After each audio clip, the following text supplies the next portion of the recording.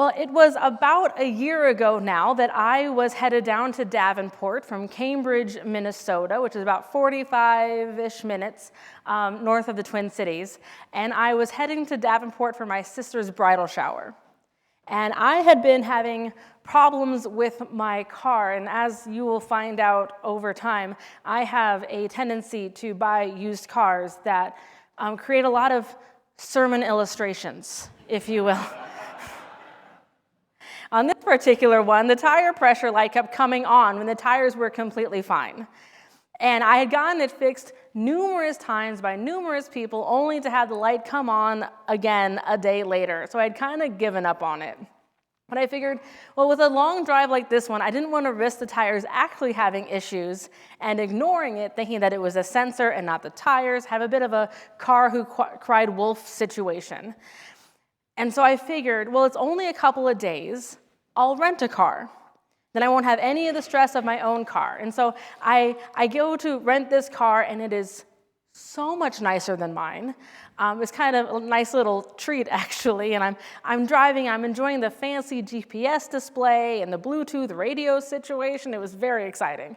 And I'm almost to Rochester, and I'm actually passing a town called Zumbrota. And all of a sudden, on the dashboard of my rental car, don't get ahead of me, the tire pressure light turns on.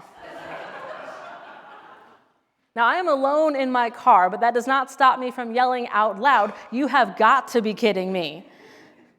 So I pull over on this dirt road, and this fancy car on this display had the option of reading the tire pressure of all of the tires, and right there on the dash, right? So I look in the front left tire, 33. Great. Front right tire, 34. Not the same, but close enough. Back left tire, 34. Fantastic. Back right tire, 9. That's the sound I made. Oh, shoot. And so I get out of the car, and I take a look, and yep, that is what a low tire looks like. And to the car's defense, it was only flat on the bottom, so that's good. It's one of my favorite dad jokes. Hope you like that. But I knew that I had just passed a gas station. Like, I could still kind of see it in my rearview mirror, so I figured I'll just turn around, I'll turn on my hazards, and I will just kind of crawl back to this gas station. And I get there, and I call the rental place, and there is another location in Rochester, like 20 minutes away. But it's only open for 2 more hours, and that there was a car I could get there, but I had to get there. And so the Enterprise, they tried ordering me an Uber, they tried getting me a Lyft, they even tried calling a taxi, and either no one was available or no one was interested.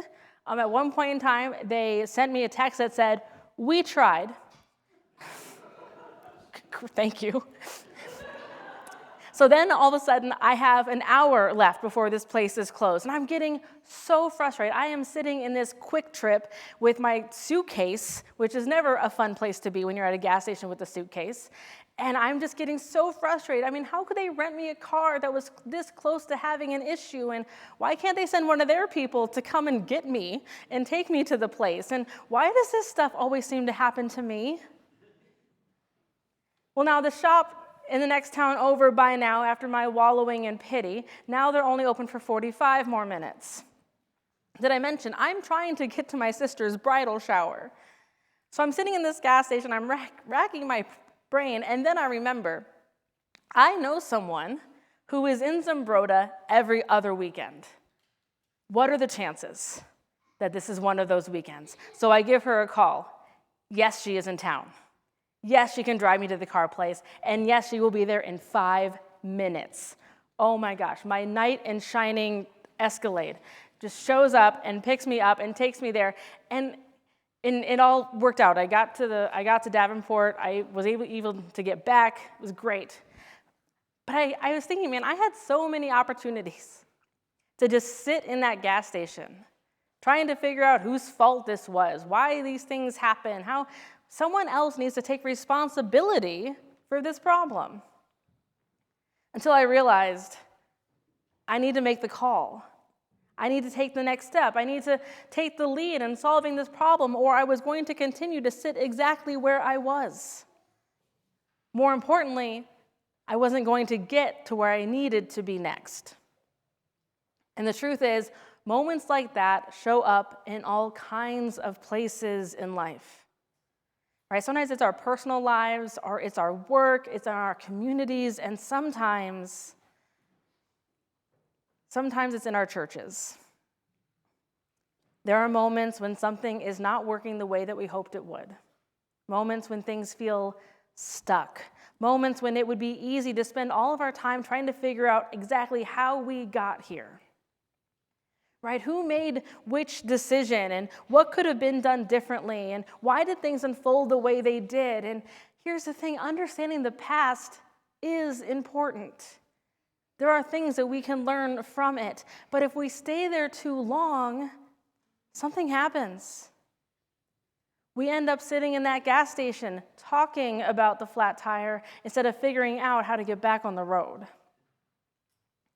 And that instinct to explain things, to deep dive into things, to try to investigate things, right? It's not new. In our gospel reading today, the disciples see a man who has been blind since birth, and their first question to Jesus is this, and I just need you to know this is the tone of voice I assume they spoke in. Their first question to Jesus is this: "Hey, Rabbi, who sinned? Who sinned? In other words, whose fault? How did this happen?" But Jesus responds in a way that shifts the entire conversation. Instead of focusing on the past, Jesus points towards what God is about to do next, which leads us to a question that sits at the center of this story, and I hope that it is a question that sits at the center of your life as well. If Jesus meets us exactly where we are, what might it look like for Jesus to lead us somewhere new? And before we look more closely at what Jesus says in this moment, it's worth pausing to kind of talk about the context and what is happening in this scene. Because Jesus and the disciples are walking along when they encounter a man who has been blind since birth. Now, in this day and age, in this time, back in the first century, blindness meant that you were pretty helpless. You were spending your life on the margins. I mean, there were no social safety nets. There was no disability accommodations. Many people who were blind survived by sitting along the road and begging. Now, that means that this man had likely spent years, day after day, in the same place, with the same people, walking by him every day. Now, some probably offered him coins, although many probably walked without noticing him at all because eventually you just become a fixture. And the disciples, they respond the same way many people around this man probably had for years. They don't begin by seeing him as a person. They begin by seeing him as a problem to be explained. And that's where their question comes from, right? The disciples ask, "Rabbi, who sinned? Whose fault?" You can almost hear the assumptions behind the question, right? Something must have gone wrong. Someone must be responsible. There must be an explanation for why this man's life turned out the way it did. But before Jesus says anything about the situation, something important happens. Before Jesus does anything else, he stops. Jesus notices the man, not the problem, the man. And Jesus engages with him. Before there is healing, before there's an explanation, before anything changes, Jesus meets this man exactly where he is. And this is something we see again and again throughout the Gospels, that Jesus meets people in the middle of their mess, in the middle of their real life, not when everything is perfect, not when everything is figured out, but right in the middle of those ordinary moments. I mean, we know about those stories about the fisherman working along the shore, or the tax collector sitting at his table, the crowd gathered along the dusty road, and in this story, A man sitting along the roadside who had spent his entire life unable to see. Which tells us something important about how God works. That God meets people where they are. Not where they wish they were, not where others think they should be, but exactly where they are. And that matters because many people, whether you're here in this room or it's people that you know, they carry the quiet fear that they need to have everything together before they get to come close to God. That faith requires having the right words, the right beliefs, the right life, all of the answers. But the gospel shows us something different. The gospel tells us that grace always begins with God moving towards us first. Before we understand, before we respond, before we even know what is about to happen, Jesus meets us where we are. And that is such good news because all of us have places in life where we feel a little stuck. Places where things are not quite the way we hope they would be. Moments where we're not sure what the next step is supposed to look like. And the promise of the gospel is not that we have to figure it all out before God shows up. The promise is that God meets us in the middle of those moments. Just like Jesus met this man sitting along the road, and that is where the story begins, but it's not where the story ends. Because while Jesus meets us where we are, Jesus never leaves us there. After the disciples ask their question, Jesus responds in a way that completely shifts the conversation. Because the disciples want an explanation. Right? The disciples want to understand what went wrong. They want to know who was responsible for this. And I think so many of us have been in that exact same place. Right? We look at something tragic, something that doesn't make any sense, and in an effort to gain some sense of control, we look for where we can place blame. Because if we know why it happened, then we know what to avoid. We think we can stop it from happening to us. But then it happens to us. It happens to someone we care about. And all of a sudden, the why doesn't matter. All that matters is, how do I possibly find my way through this? How do I get to the other side? I mean, the disciples, I love this in this question, the disciples prove to us again and again, they're just people. I mean, how many times have we thought, well, if they made it into the Bible, they must be biblically sound. They must have all the answers. I love stories like this one because it reminds us how human these guys really are. They see suffering and they want to know who to blame. But Jesus will not enter into that debate or argument.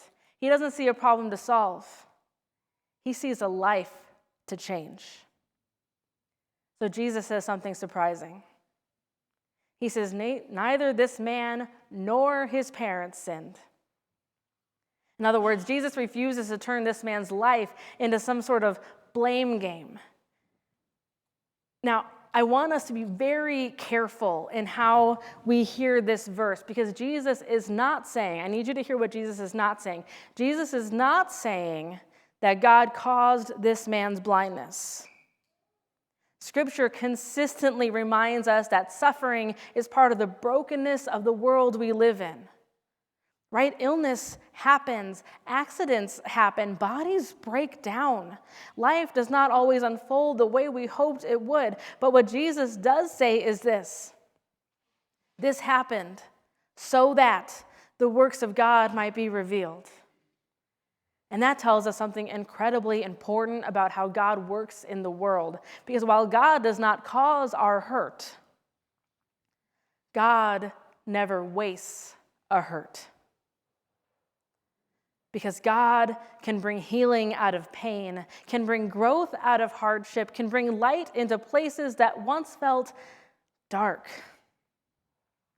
And that is exactly what begins to happen in this story. After saying this, Jesus kneels down and he makes mud with the dust and saliva and he places it in the man's eyes and tells him to go wash in the pool of Siloam. So the man goes. and he washes. And then for the first time in his life, he can see. He can see.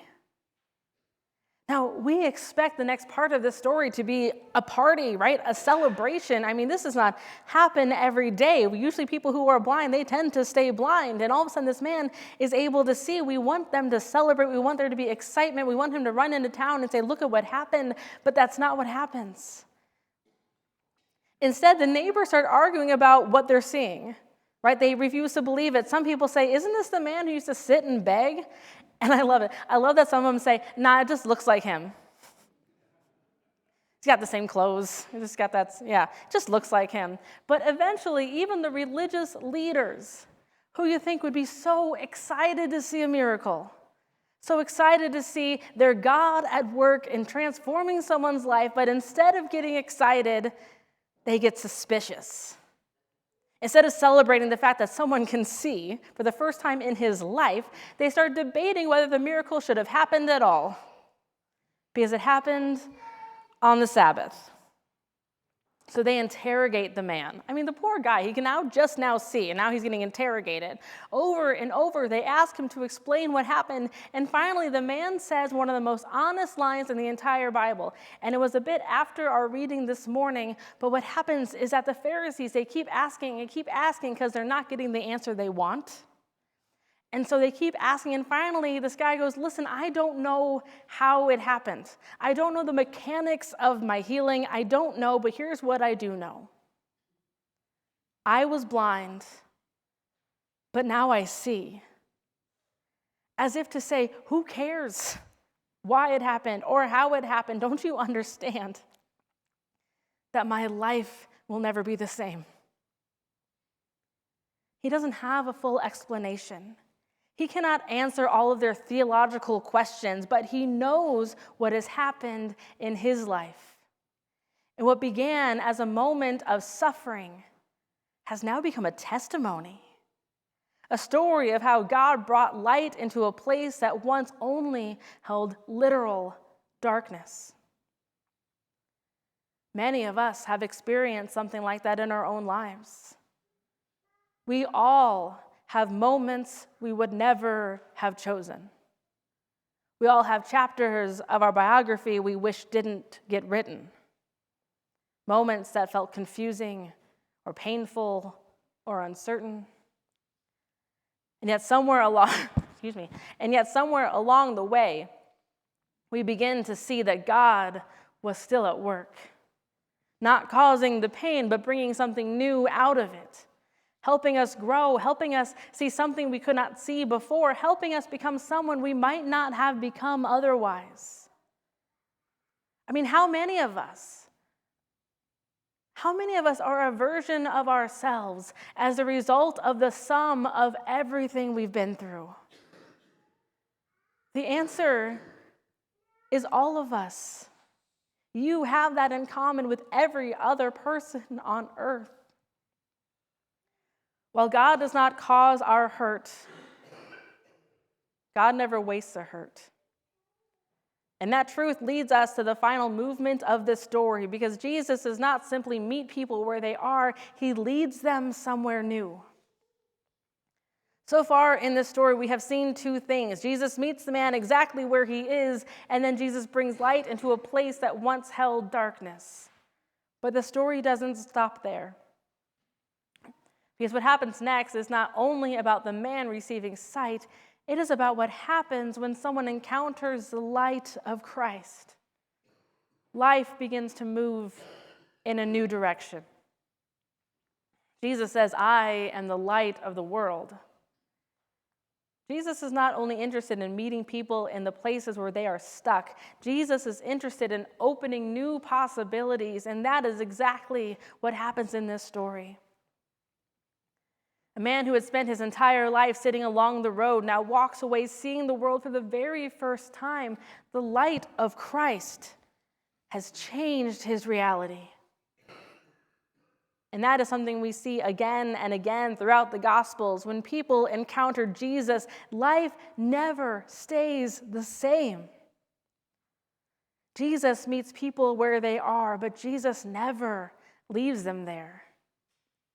And that truth is true today. It's true right here and right now, and that matters to us who are sitting in this room. Because the truth is, every church has a story. Every church has a personality and a history and a way that God has been at work over the years. Those things matter. And as I begin serving here, I want you to hear this so clearly. I am not here to make you into someone you are not. I am not here to make you into someone you are not. Because this church has a story. This church has gifts. This church has a way that God has already been at work long before any of us even existed. And I also believe this: Jesus is not finished with this church. So while I am not here to make you someone you are not, we also will not stay exactly where we are now. Because the light of Christ is always inviting us to see more clearly, always inviting us to grow, to take that step forward, to discover what God might still have in store. And I firmly believe that if we lean into the blessings of God in this place, if we opened our hands and our hearts to what is possible through Christ, the roof of this building would not be able to contain the blessings in store for this place and the community we serve. I just need to know that you believe it too.